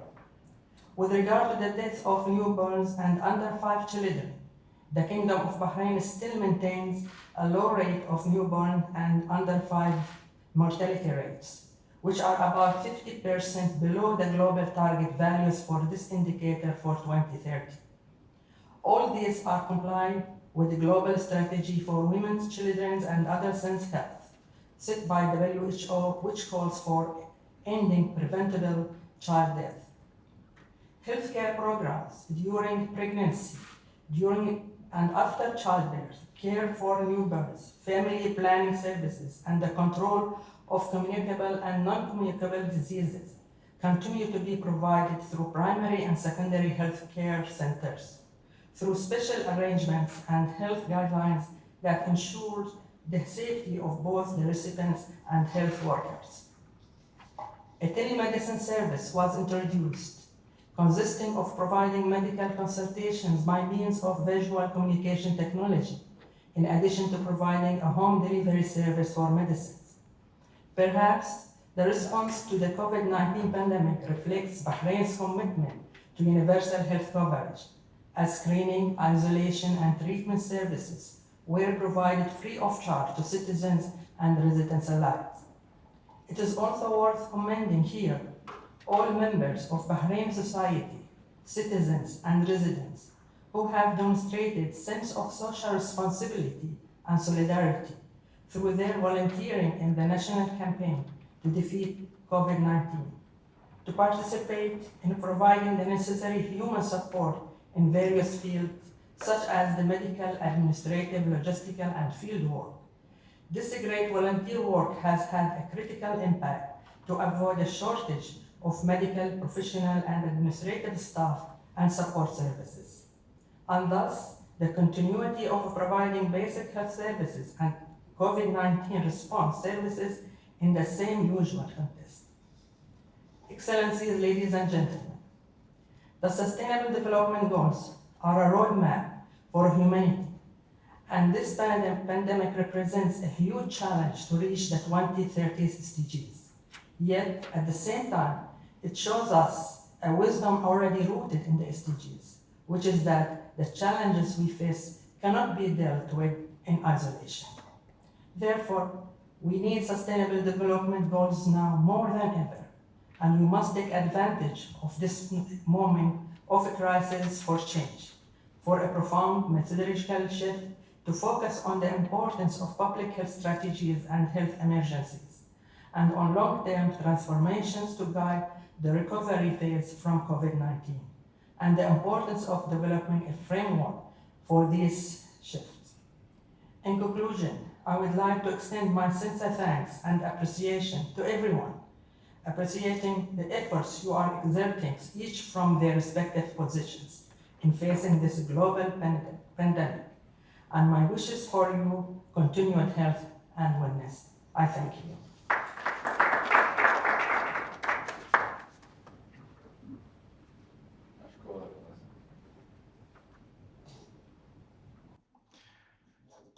Thank you, Your Excellency. We would like to congratulate you, Team Bahrain, and the entire medical profession for the amazing work that they've undertaken in these challenging times and circumstances. Thank you, Doctor. Right. Next, we have a message from Dr. Mahmoud Moinuddin, who is the UN Special Representative on Financing SDGs. Excellencies, ladies and gentlemen, good morning. I'm extremely honored and delighted to be invited by the Bahrain Visions Forum to share with you some reflections on the matters affecting the Sustainable Development Goals and financing development in this challenging time. At the beginning of this year, on the 22nd of January, the Secretary General, in an address to the General Assembly, called for an urgent action to achieve the Sustainable Development Goals, noting that 4 horsemen are in our sight: geopolitical tensions, the climate crisis, global mistrust, and the dark side of technology.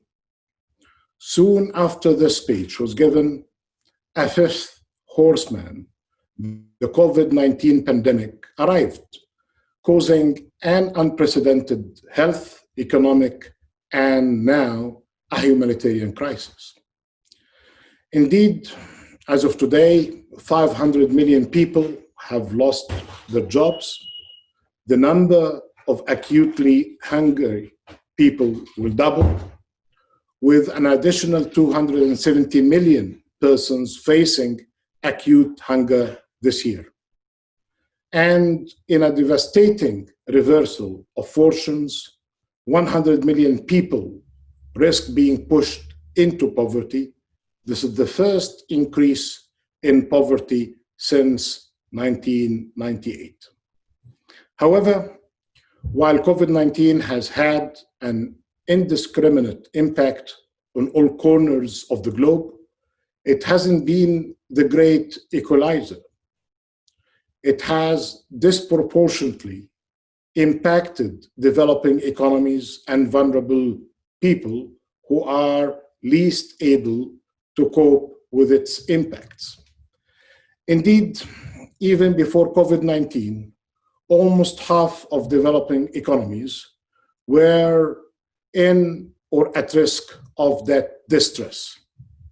Now, the impact of COVID-19 on plunging levels of trade, investment, external finance, and valuable sources of income, such as remittances, has contributed to driving the global debt to GDP ratio to a new record, reaching 331% of global GDP in the first quarter of this year, and it is significantly increasing.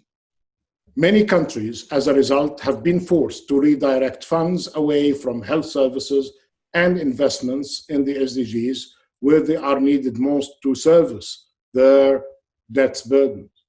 Consequently, while some advanced economies spend the equivalent of 10% or more of their economic output on pandemic response programs, poor countries cannot reach even 1% of spending. Without a doubt, a sixth horseman has now arrived, which threatens to dramatically undermine achievement of the SDGs, that of a global debt crisis.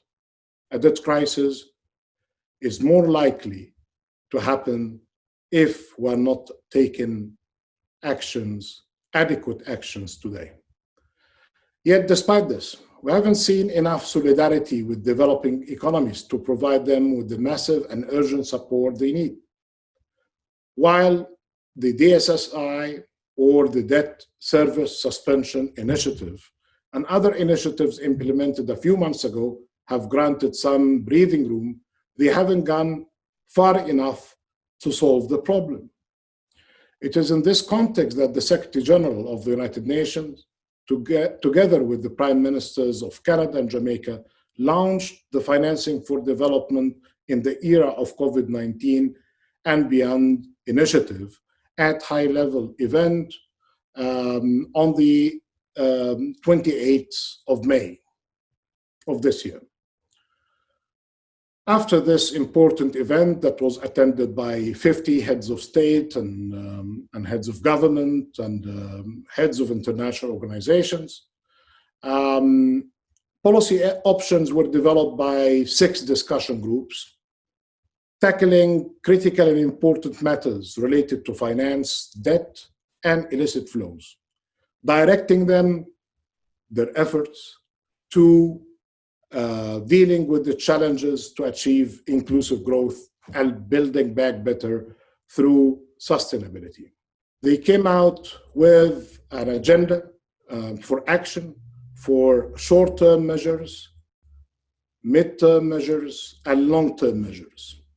For example, to address the health emergency, the policy options developed by the discussion groups call for 30 billion plus of funding required for the COVAX initiative to ensure global equitable access to vaccine. To provide debt relief, the policy options developed suggested a promotion of an extension of the debt service suspension initiative at least until the end of the next year, 2021, and an expansion of its scope to include vulnerable middle-income economies and small island developing states. The private sector and credit rating agencies are critical to these efforts, and they are encouraged to be involved in the dialogue. To provide liquidity, it is suggested as well to call for a new $650 billion as a new general allocation of special drawing rights of the IMF and a $100 billion of voluntary redistribution of special drawing rights to developing and vulnerable economies, and enhancing targeting funding to alleviate COVID-19, either by supporting existing funds and creating new ones. Multilateral development banks are expected to proactively support developing economies further by providing new funds at scale in a timely manner and where possible on concessional terms consistent with their role as development finance leaders.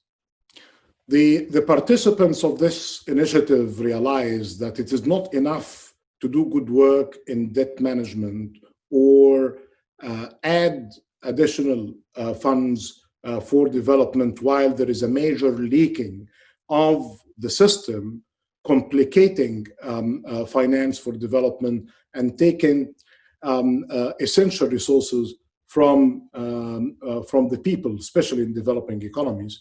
So to this end, policies called for tackling enablers and vested interests that benefit from such illicit financial flows, taxing the digitalized economy to recover part of the 600 billion in revenue lost from profit shifting, and bolstering the availability, transparency, and exchange of data on beneficial ownership.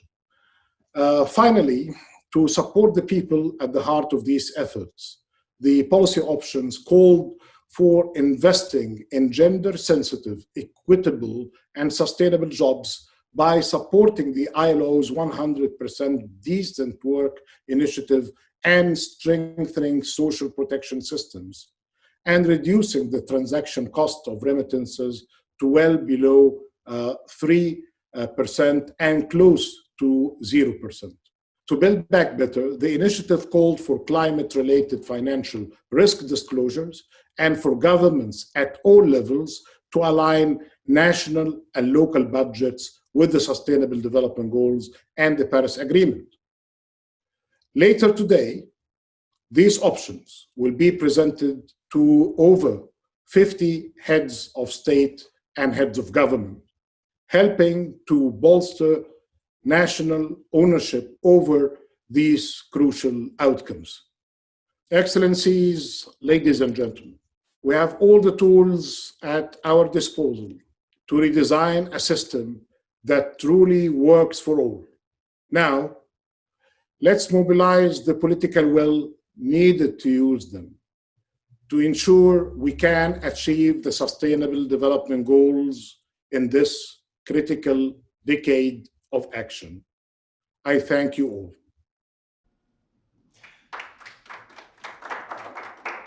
Thank you very much indeed, Dr. Mahmoud Moinuddin. We wish you the best in your uphill tasks in mobilizing finance for SDGs. Our next contributor needs no introduction. The former Secretary General of the United Nations, His Excellency Ban Ki-moon, and current President of the Ban Ki-moon Center for Global Citizens, shares with us a poignant message. Your Royal Highness Prime Minister Prince Khalifa bin Salman Al Khalifa, Excellencies, distinguished guests, ladies and gentlemen, as we gather today, we are witnessing an unprecedented time in history. The coronavirus pandemic has presented the global community with a multitude of challenges.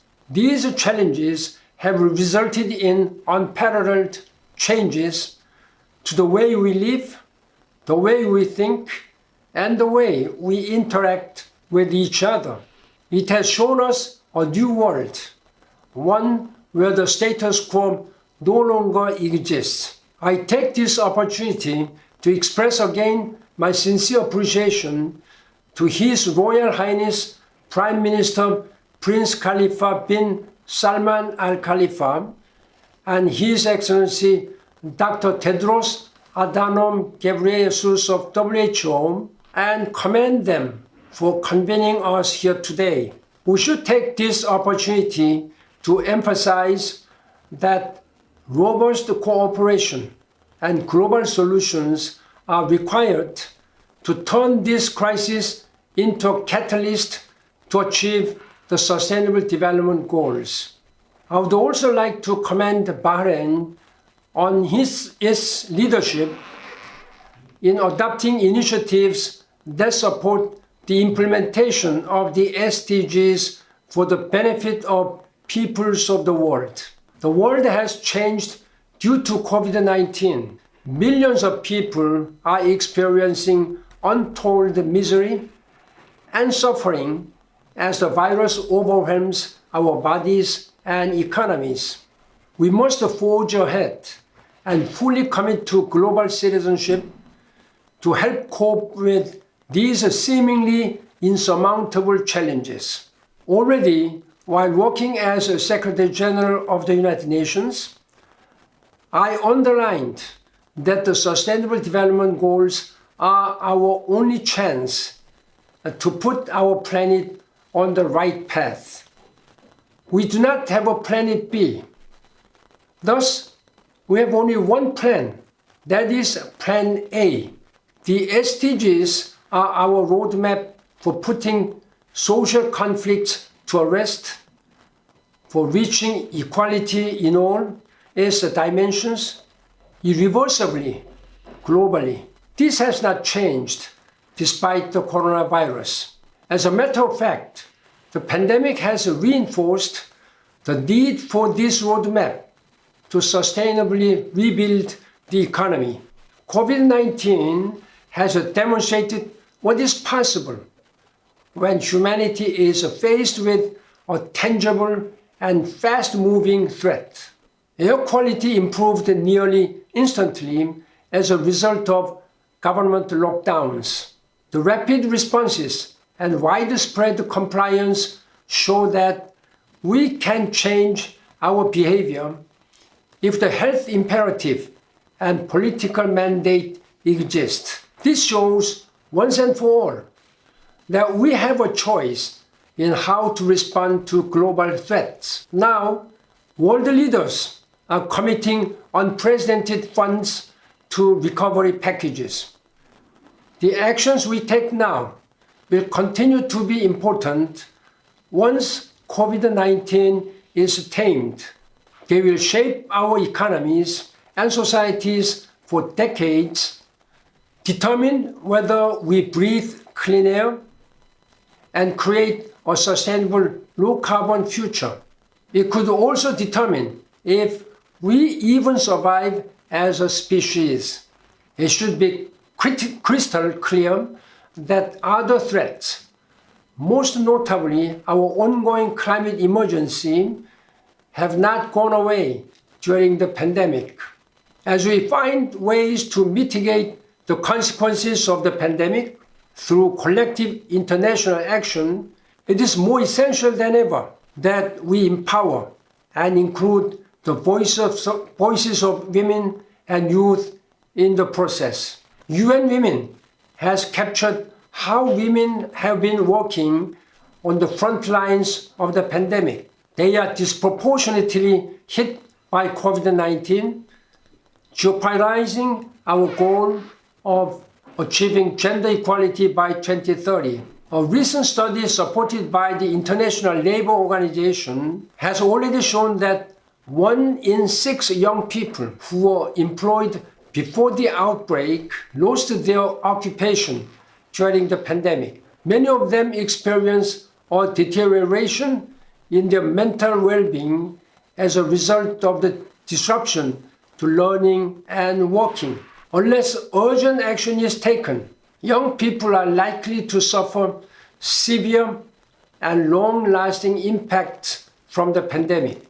But it is not only in the light of COVID-19 that women and youth urgently need to be included extensively in the work that contributes to the Agenda 2030. Consider the fact that young people and women comprise at least 75% of the world's population.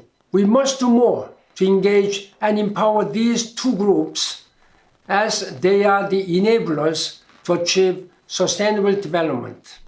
By doing so, we can help unlock their unbridled potential as agents of change and dynamic global citizens of tomorrow. With this in mind, former Austrian President Heinz Fischer and I founded the Ban Ki-moon Center for Global Citizens in Vienna, Austria in 2018. We established the center to empower youth and women within the framework of the Sustainable Development Goals. Since its inception, the center has worked with the young leaders dedicated to changing the world for the better. Young people represent the future of our planet, and their active engagement in transforming our world into a more sustainable and peaceful place is vital, particularly during COVID-19. I have personally witnessed the great potential that lies with the young generation.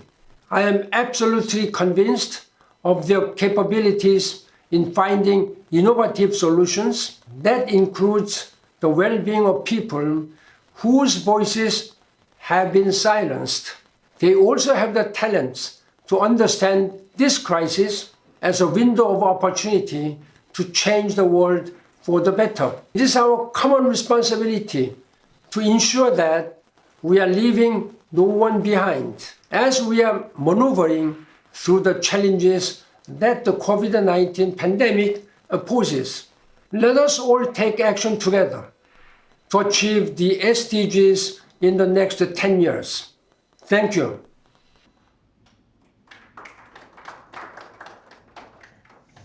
Thank you very much indeed, Your Excellency, for reminding us that SDGs are the roadmap for the future. Okay. Right. It was wonderful to hear from all those positive messages from our contributors today. I'd like to open the floor now to questions, since we have a number of participants with pressing queries for our panelists, some of whom I have received already. Question one is from Mr. Sabir Chowdhury, who's a Member of Parliament in Bangladesh. He's also the Honorary President of the Inter-Parliamentary Union and is co-president parliamentarians for non-nuclear proliferation and disarmament. Mr. Chowdhury's question is, as the world plans to hit the reset button post-COVID-19 and the Build Back Better, what steps can it take to respond collectively to the three existential challenges that we face today, namely climate change, pandemics, and nuclear weapons? And that question is, well, who would like to take that question? Sheikh Abdullah, would you like to answer that question? Shall I repeat it? Yes, please. As the world plans to hit the reset button post-COVID-19 and build back better, what steps can it take to respond collectively to the three existential challenges which we face today, namely climate change, pandemics, and nuclear weapons? Thank you for this question. I believe these are quite complex and imminent questions that everybody needs to ask. To us in Bahrain, being a small island developing state, the matter of climate change is quite critical. I believe the Paris Agreement sets the rules for moving forward. This is an existence problem. It has to be addressed. To us in Bahrain, the government of Bahrain has been putting this as a priority, and I believe the collective efforts over the years and the work through multilateral forums and organizations led by the United Nations, I believe, is the way forward. We have listened to the distinguished panelists on how they have collectively agreed on the necessity of collective approach, on the necessity of global collaboration on addressing these challenges. But we do believe that the United Nations should spearhead these efforts, and there should be collective commitment by the member states to address these three issues. Thank you, Doctor. Thank you. Next, we have a question from Dr. Faisal Abdigadir Mohammed, no stranger to Bahrain. He's the ex-UN resident coordinator here and the ex-UNFPA regional director for Arab states. He's an ex, yes. And his question is addressed to His Excellency. Sorry? No, it's level 2 something else, but I don't want to say it. Oh, okay. His question is aimed is towards His Excellency Dr. Mahmoud Mohyeldin, the Special Envoy to UN financing of the 2030 agenda. And it's a rather long and complicated question, which I thought we would just summarize and cut down, because we do have a few other people to take into account. The first question from Dr. Faisal is, don't you think that it's high time to review the whole SDGs framework, including the benchmarks set for the over 80 SDG indicators, which were from the beginning questionable, and the debate on them was forced to close by the UN at the time? Dr.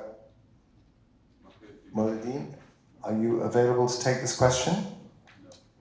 You will say the answer. I can take it. If it's... Sheikh Abdullah. Yes, Sheikh Abdullah. Well, I believe the global development agenda is developing over the years, and it's very apparent to the member states of the United Nations ever since the adoption of the MDGs, the Millennium Development Goals, in the year 2000 up until 2015. There were ongoing discussions on what has been achieved and what has not been achieved. And it was very apparent that not all the challenges were addressed through the MDGs. That is why there were ongoing constructive discussions and dialogues all across the globe on how to develop the MDG agenda towards the SDG agenda. There will always remain to be setbacks, challenges, but this is normal. But it's up to the international community to work collectively into addressing them. One of the most important points that were mentioned during the remarks was the importance of aligning the Sustainable Development Goals with the national action plans. And this is exactly what the Kingdom of Bahrain has done. The government of Bahrain has established a National Information and Population Committee chaired by the Minister of the Cabinet Affairs that will ensure that Bahrain has aligned all its government action plan with the SDGs. So this is a priority, and I believe if it's done on a global level, it would be much easier for the world to achieve the SDGs. Thank you very much indeed. Thank you.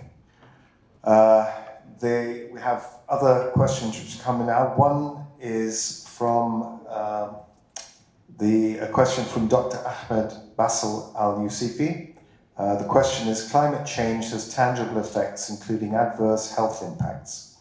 Bahrain being an island, but not an SID, how is the esteemed government working with the UN system to combat climate change? And this is aimed also, again, I'm sorry, it's again to you, Sheikh Abdullah.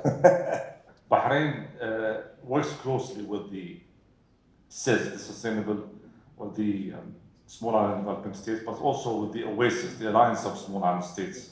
We are with the islands in the same boat. There are 57 small island developing states around the world, and we do believe that small states are more vulnerable to climate change than other countries, and hence there should be more attention given to small states because of climate change, because of the rising sea levels, because of the importance of collective approach towards addressing these challenges. Throughout the community of the small states within the United Nations, Bahrain sometimes may be left out, as was mentioned, because Bahrain is the only island in the region. The closest small island to us are the Maldives and then Sri Lanka. But you know, the global agenda is all about leaving no one behind. But with islands, it's very important to leave no island behind. Absolutely. Thank you, Dr. Abdullah. Can I call upon Mr. Stefano Pettinato, the UN Development Programme's representative of the Kingdom of Bahrain, to say a few words as well. Thank you very much. I want to start by commending the leadership from Bahrain, from the Kingdom of Bahrain, and His Royal Highness Prince Khalifa bin Salman Al Khalifa, who has brought about the idea of this forum And today we have seen the level of the contributions and the inputs that came from such diverse entities. And I'm personally very proud to see the principles of such important entities of the United Nations come together, because this is really what this is about, to join forces and join visions. But I want to reflect something that Dr. Tedros, the executive director of the WHO, said when he started by saying how touched he was by how we started the session today, in the voices and the visions of the children. What they are seeing, what they're living is changing their lives. It's changing their vision and the views of how the world works and how the world perhaps doesn't work as well. So this is, I think, what the idea behind the visions is. It's the long-term view of interventions and the world that we really want. So what we have heard today is some dichotomies between response to the COVID-19 and recovery, between long-term, short-term versus long-term interventions, and also perhaps between global and local. In terms of what we should do. Should we only work at looking at the global dimension, or do we all have individually a responsibility in our behavior to make things better in our world, starting from the COVID-19? Well, we know that it's both. We know that we also, at the individual level, we have a lot to say and to do in terms to avoid certain behaviors and to contribute in certain ways in our communities to respond better to the COVID-19. But I want to just stop only, and I will finish, on the issue of education and the role of education, not only how the educational systems are impacted, but also the role that the education systems have towards our future. How children have to be taught early on about the Sustainable Development Goals, for instance. How children have to, and have a voice to say and to bring to the table in terms of their concerns and their views, because they're the leaders of the future, really. And so this is just a comment, perhaps. I don't know if it's a question to also the esteemed excellencies and authorities of the Kingdom of Bahrain here, and also the participants that we have online.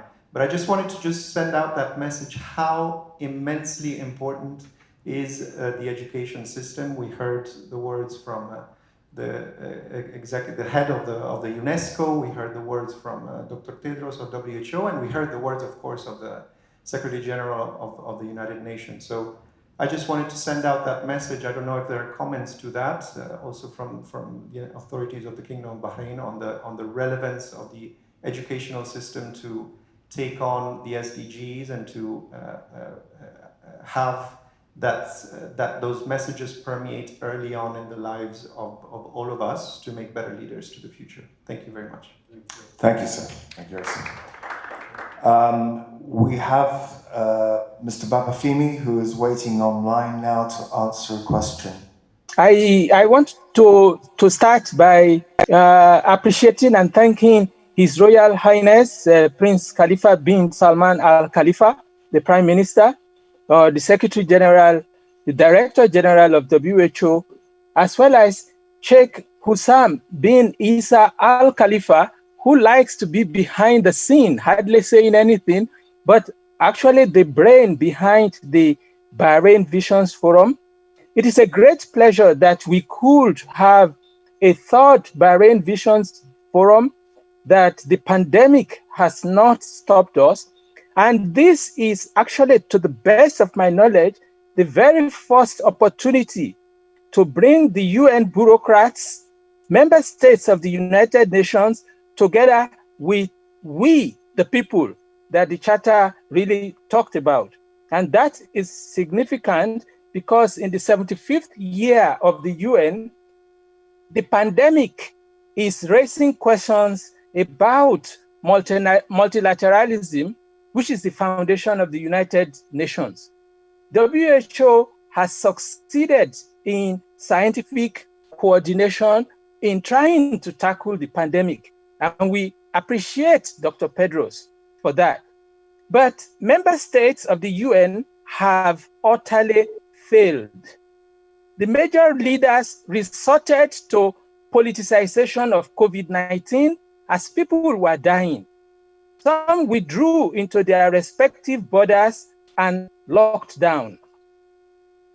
Now, without thinking of if we don't tackle the problem of COVID-19 whether in Dar es Salaam or in Lagos or in Dhaka, Bangladesh, it still will spread back all over the world. There was comfort in locking up and talking about vaccines for my own people alone.